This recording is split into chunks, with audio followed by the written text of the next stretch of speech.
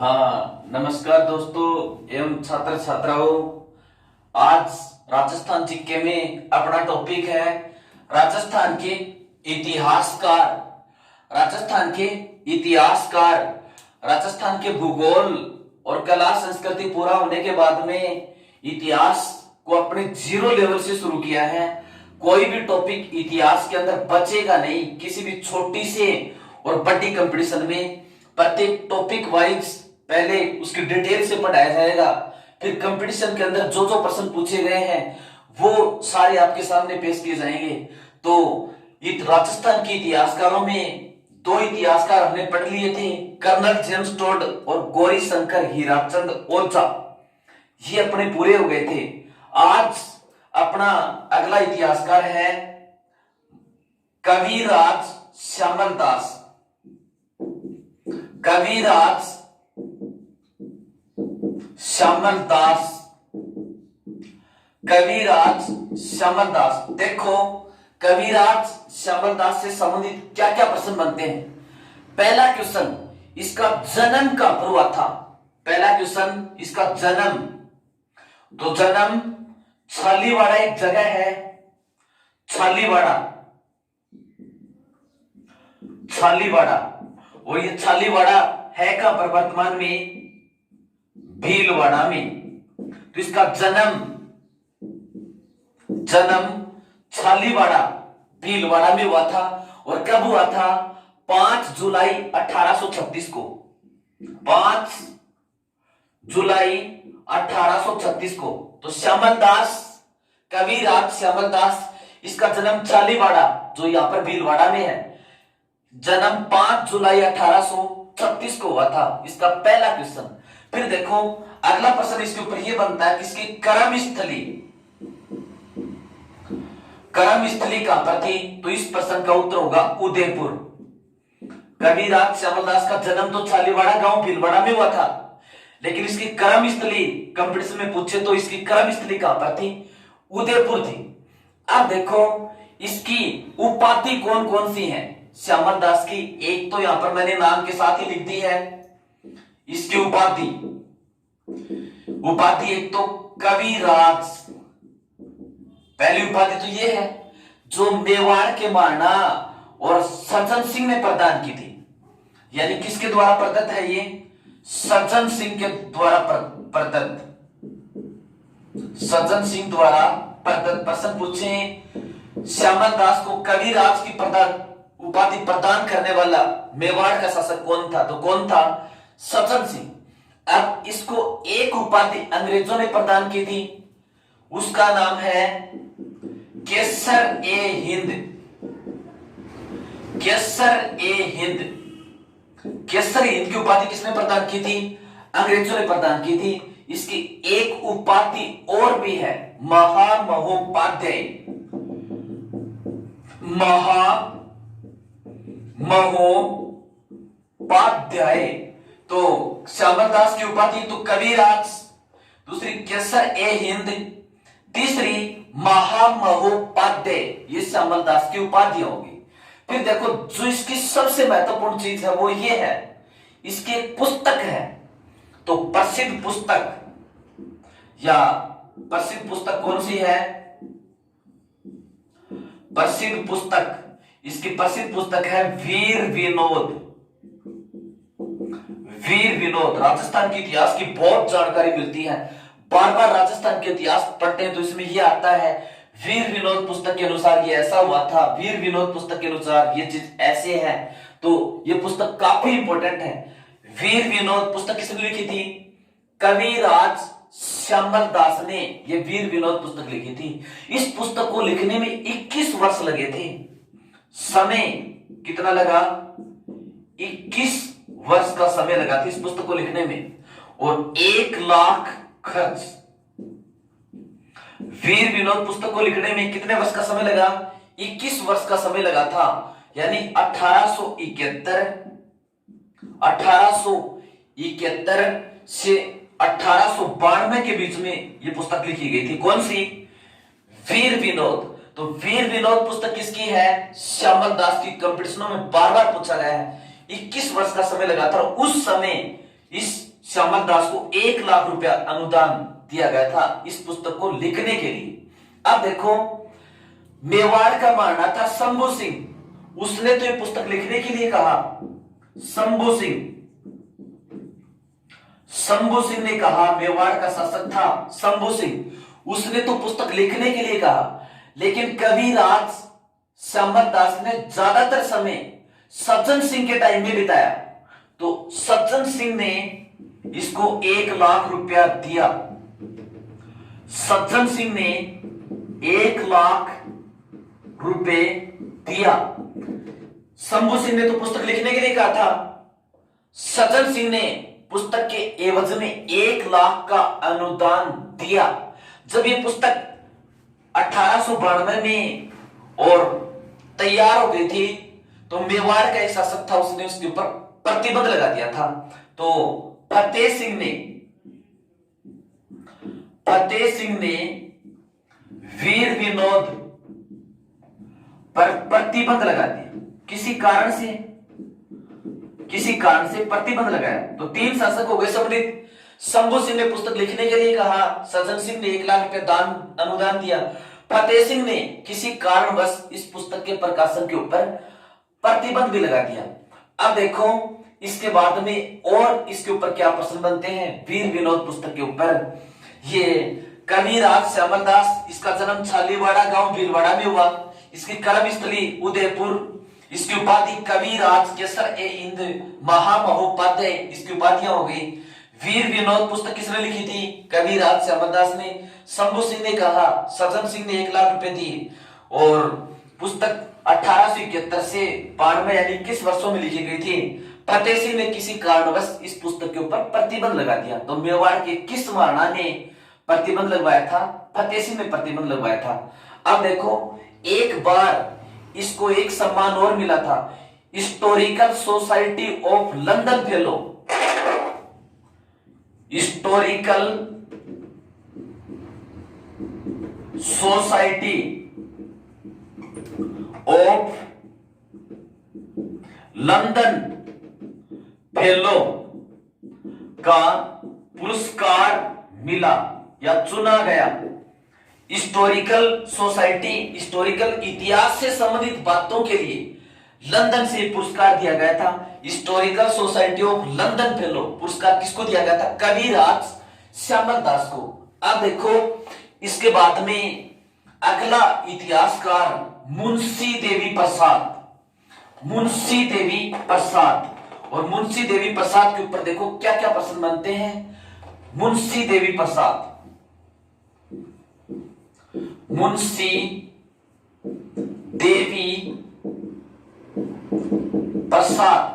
पहला क्वेश्चन, इसका उपनाम, यानी ये और किस उपनाम से जाने जाते हैं? कानून की माता व कानूनी। बताऊंगा थोड़ी देर में क्यों। कानून के बारे में इसने बहुत कुछ जानकारी दी थी। कानून की माता, इसका उपनाम कानून की माता व कानूनी राजस्थान के किस इतिहासकार को कहते हैं? तो किस इतिहासकार को कहते हैं? मुंशी देवी प्रसाद को कहते हैं। अब देखो, इसका दूसरा प्रश्न, इसके जन्म से संबंधित बात शुरू करते हैं। तो इसका जन्म कब हुआ था? इसका जन्म जयपुर के अंदर हुआ था। और कब हुआ था?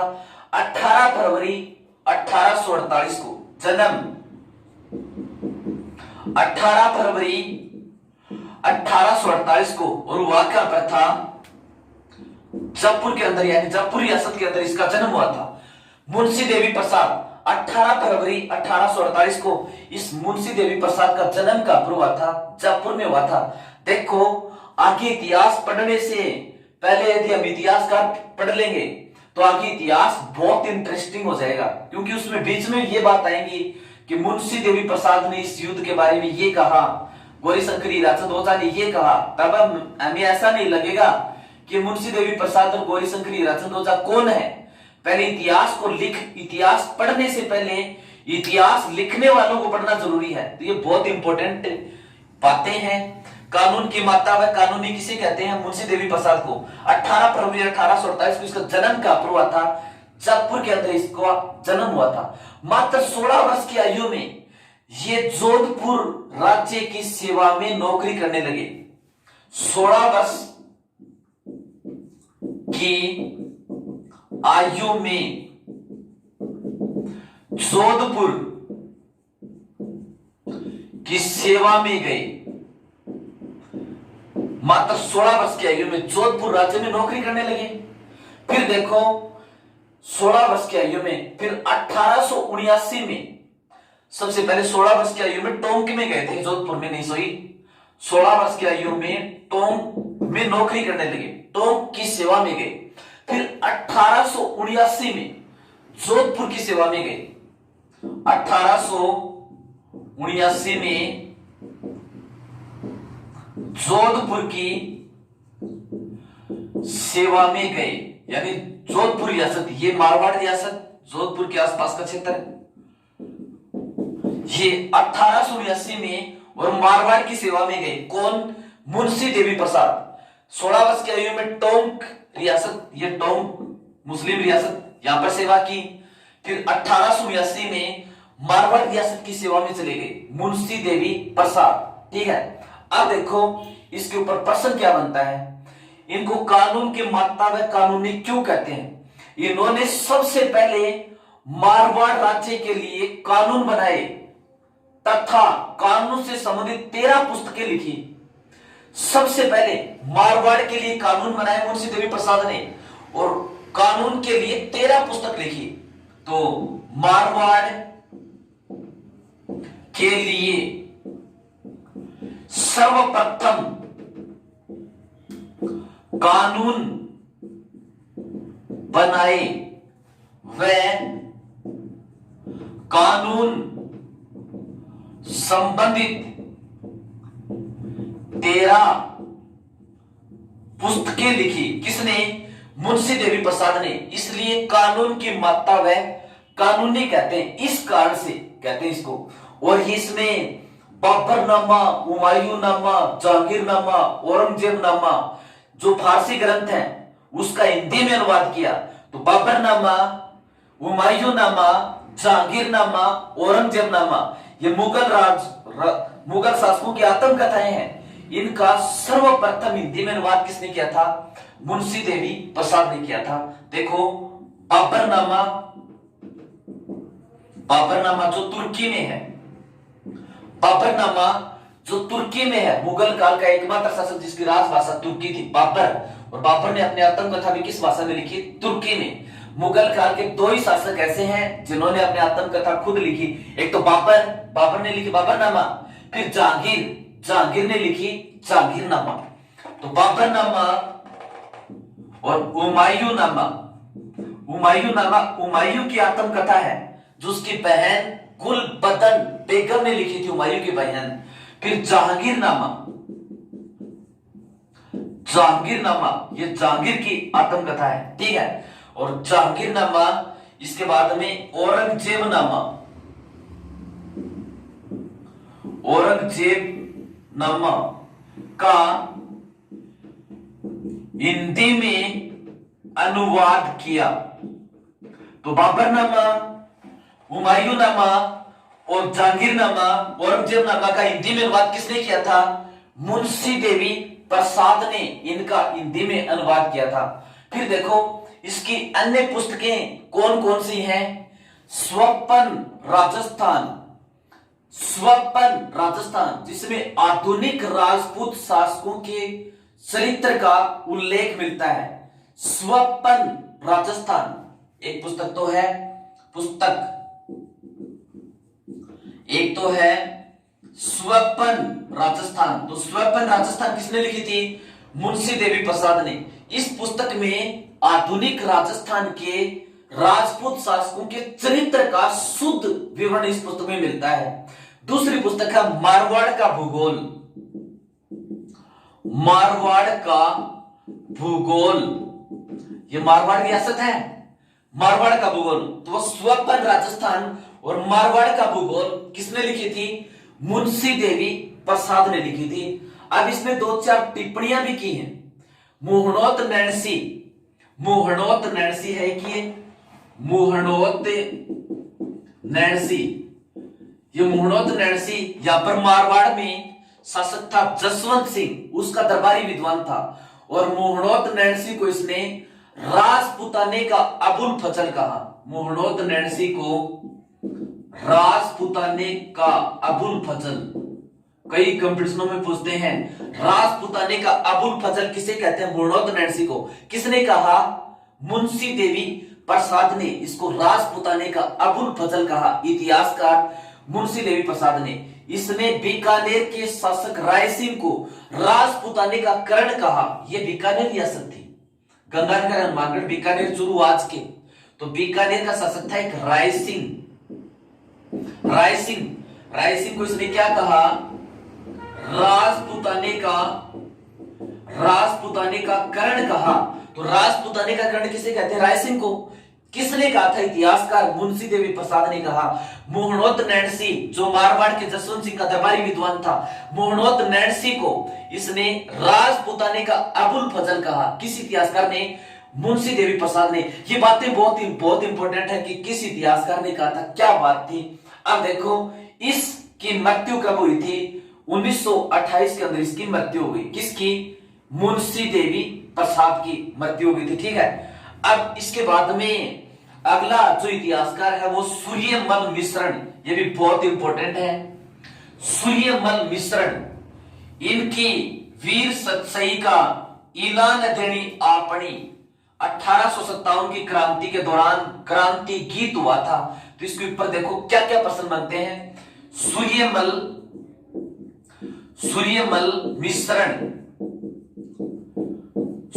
मिश्रण। पहला क्वेश्चन, इसका उपनाम, इसको और किस नामों से जानते हैं? वीर रसावतार, यानी वीर रस का अवतार। वीर रस का ऐसा वर्णन करते हैं जैसे कोई भगवान का अवतार ही हो। वीर रस का बहुत ही जबरदस्त वर्णन करते हैं ये, इसलिए इसको वीर रस का अवतार कहते हैं। दूसरा प्रश्न, नव जागरण का जनक। सूर्यमल मिश्रण के ऊपर सबसे पहले इसके उपनाम वीर रस का अवतार, नव जागरण का जनक किसे कहते हैं? सूर्यमल मिश्रण को कहते हैं। अब देखो इससे संबंधित बाकी बातें और पढ़ते हैं। इसका जन्म, पहला क्वेश्चन इसका जन्म। तो इसका जन्म हुआ था यहां पर बूंदी में। इसका पिता बूंदी के शासक का ये सामंत था, दरबारी कवि था। तो इसका जन्म कहां पर हुआ था? बूंदी में। और बूंदी में इसका जन्म हुआ कब था? 1815 में। इसका जन्म बूंदी में कब हुआ था? 1815 में। सूर्यमल मिश्रण जिसको वीर रस का अवतार कहते हैं, इसका जन्म कहां पर? बूंदी में। हुआ कब था? 1815 में। अब देखो इससे संबंधित और क्या क्या प्रश्न बनते हैं। इसका पिताजी और बूंदी के शासक राम सिंह का दरबारी कवि था। बूंदी का शासक राम सिंह का दरबारी कवि था। इसका पिता कौन था? चंडीदान। पिता था चंडीदान। अब ये चंडीदान बूंदी के राम सिंह का दरबारी कवि। तो कविता करना इसको विरासत में मिली है। इसके पिताजी बूंदी के शासक राम सिंह का दरबारी कवि था। पिताजी के बाद में इस राम सिंह का दरबारी कवि बन गया था सूर्यमल मिश्रण। प्रश्न पूछते हैं ये किसका दरबारी विद्वान था? तो बूंदी के शासक राम सिंह का दरबारी विद्वान था। इसका पिता भी किसका दरबारी विद्वान था? राम सिंह का। राम सिंह का दरबारी कवि इसके पिता के बाद में कौन बन गया था? ये सूर्यमल मिश्रण बन गया था इसके बाद में। ठीक है। अब देखो इसकी पुस्तकों में जो सबसे महत्वपूर्ण है वो वंश भास्कर। इसकी पुस्तकों में जो सबसे महत्वपूर्ण है वो वंश भास्कर। ये इसने 1840 में लिखनी शुरू की थी और 1856 में इसको बंद किया था। एक बार वंश भास्कर 1840 में लेखन शुरू 1856 में महाराजा से अनबन के कारण लेखन बंद यानी वंश भास्कर सूर्यमल मिश्रण की प्रसिद्ध पुस्तक है। 1826 वर्षों तक लिखना शुरू किया, लिखते रहे। फिर कोई बात के कारण से, महाराजा से अनबन होने के कारण से इसने इस पुस्तक को और लिखने से इसके ऊपर बंद कर दिया। फिर इस पुस्तक के ऊपर और क्या प्रश्न बनते हैं। इसकी तो मृत्यु हो गई थी 1868 में। इसकी मृत्यु कब हुई थी? 1868 में। फिर इस पुस्तक से संबंधित प्रश्न पूछते हैं कि वंश भास्कर के लेखक कौन है? सूर्यमल मिश्रण। कई बार प्रश्न इस तरह से पूछते हैं, इस वंश भास्कर पुस्तक को पूरा किसने किया था? तो इस वंश भास्कर पुस्तक को पूरा किया था, इस सूर्यमल मिश्रण के कोई संतान नहीं थी। इसका गोद लिया हुआ एक दत्तक पुत्र था, मुरारी दान। तो इस पुस्तक को पूर्ण किसने किया? पूर्ण किया मुरारी दान। मुरारी दान जो इसका दत्तक पुत्र था, यानी गोद लिया हुआ पुत्र था सूर्यमल मिश्रण का, मुरारी दान। वंश भास्कर को पूर्ण किसने किया? मुरारी दान। ये प्रश्न की बात पूछ लेते हैं। ये बहुत इंपॉर्टेंट पुस्तक है, लगभग 2500 पृष्ठ है इसमें। वंश भास्कर पुस्तक में लगभग 2500 पृष्ठ पुस्तक। फिर इसकी भाषा की बात करें, भाषा तो भाषा शुद्ध रूप से न तो डिंगल है न पिंगल है। भाषा या शैली एक ही मतलब है। तो भाषा या शैली न तो शुद्ध रूप से डिंगल न ही पिंगल, यानी इसकी भाषा न तो शुद्ध रूप से इसको डिंगल कह सकते न पिंगल कह सकते, यानी दोनों का मिश्रित स्वरूप है ये। ठीक है। अब देखो इसके बाद में इसके ऊपर और क्या प्रश्न बनता है। राजस्थान में अंग्रेजी शासन के विरुद्ध आवाज उठाने वाला ये पहला ग्रंथ है वंश भास्कर। तो प्रश्न, राजस्थान में अंग्रेजी शासन के विरुद्ध आवाज उठाने वाला पहला ग्रंथ कौन सा हो गया? वीर सतसई। और पहले कवि की बात करें तो कौन हो गया? सूर्यमल मिश्रण। तो सूर्यमल मिश्रण जिसको वीर रस का अवतार भी कहते हैं, नव जागरण का इसको जनक भी कहते हैं। इसके पिता बूंदी के शासक राम सिंह का दरबारी विद्वान था। इसके पिता का नाम चंडीदान। वंश भास्कर 1840 में लेखन शुरू, 1856 में महाराजा से छोटी मोटी बात के कारण से, अनबन होने के कारण से बंद भी कर दिया। फिर इसको पूर्ण किसने किया था? इसके दत्तक पुत्र मुरारी दान ने। 1868 में इसकी मृत्यु हो गई थी। यह पुस्तक 2500 पृष्ठों वाली एक विशाल पुस्तक है। इसकी शैली या भाषा न तो डिंगल न ही शुद्ध रूप से सिंगल। और इंपॉर्टेंट अगला प्रश्न, राजस्थान में अंग्रेजी शासन के विरुद्ध आवाज उठाने वाला पहला ग्रंथ कौन सा है? वीर सतसई। वीर सतसई। ठीक है। अब देखो इसके बाद में और क्या क्या मिलता है इस पुस्तक के अंदर।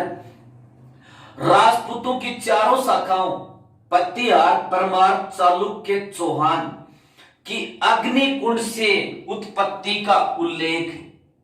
पतिहार, परमार, चालुक्य, चौहान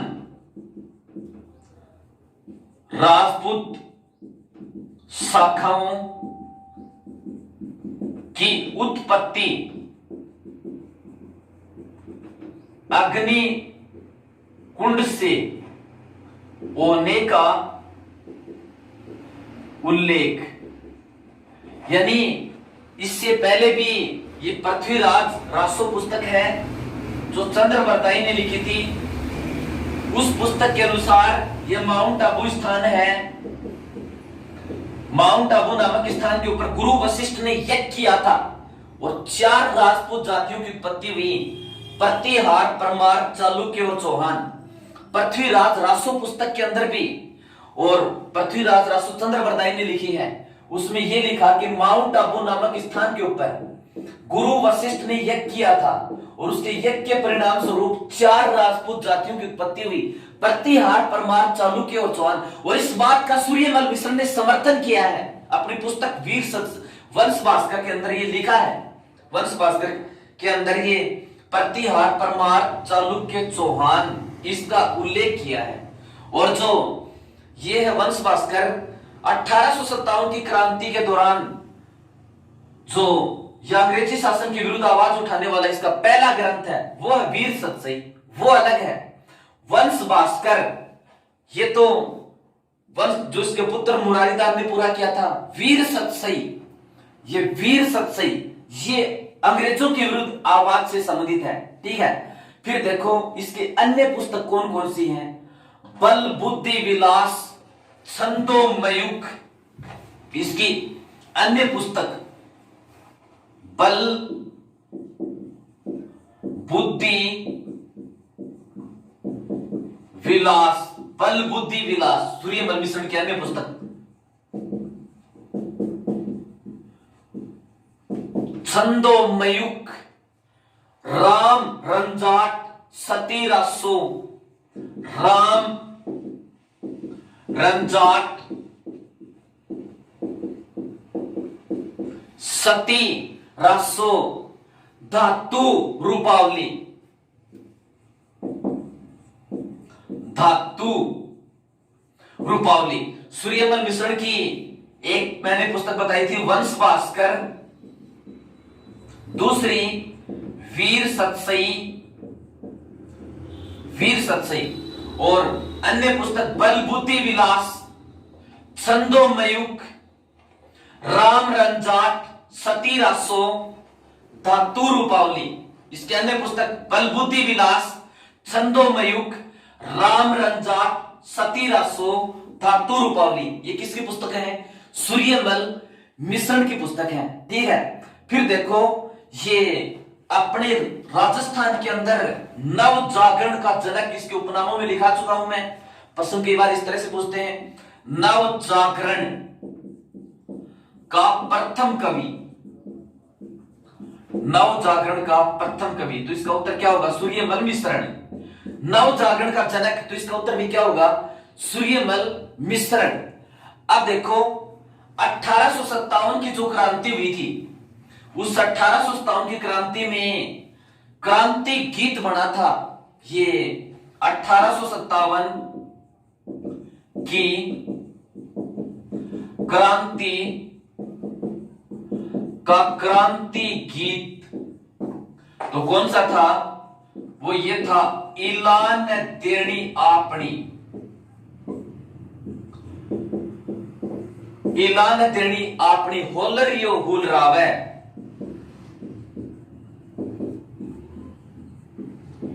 होलरियो हुल रावे। ये 1857 की क्रांति का क्रांति गीत था, और ये लिया किससे गया है? वीर सतसई से लिया गया है। 1857 की जो क्रांति हुई थी, इसको भारत का प्रथम स्वतंत्रता संग्राम भी कहते हैं। इस क्रांति के दौरान क्रांतिकारियों की प्रेरणा का स्रोत रहा था इलान देनी आपनी होलरियो हुल रावे। ये गीत वीर सतसई पुस्तक से लिया गया है, और वीर सतसई पुस्तक किसने लिखी थी? सूर्यमल मिश्रण ने लिखी थी। इसका मतलब क्या है? इला का मतलब जमीन, देनी का मतलब देनी, आपनी का मतलब अपनी, होलरियो छोटा पुत्र, छोटा पुत्र, हुलरावे का मतलब पालने में, पालने में झुलाना। यानी इतनी जबरदस्त क्रांति की भावना इसके द्वारा भरी गई है। एक माता अपने छोटे पुत्र को पालने में झुलाते हुए और बचपन से उसके अंदर वीरता की भावना भरती हुई कहती है कि हे पुत्र, इला न देनी आपनी, हे पुत्र, किसी भी सूरत के ऊपर अंग्रेजों को अपनी जमीन नहीं देनी है जब तू बड़ा हो जाए तो। इला का मतलब जमीन, देनी का मतलब देना, आपनी, इला न देनी आपनी, किसी भी सूरत के ऊपर अंग्रेजों को अपनी जमीन नहीं देनी है। होलरियो अपने छोटे पुत्र को और पालने में झुलाते समय बचपन से वीरता की भावना भरती हुई एक माता की, हे पुत्र, तू बड़े होकर के है ना अपनी भारत माता की रक्षा तेरे को करनी है जब तू बड़ा होगा। तो देखो कितनी जबरदस्त वीर रस की कविता है। एक छोटा बच्चा जो पैरों तक नहीं चला है, उसको बड़ा होकर के उसकी माता क्या वीरता के काम करने के लिए अपनी देशभक्ति का पाठ पढ़ाती है, इसलिए इसको वीर रस का अवतार कहते हैं। यानी वीर रस का बड़ा जबरदस्त प्रयोग किया है। वीर रस का अवतार किसे कहते हैं? सूर्यमल मिश्रण को।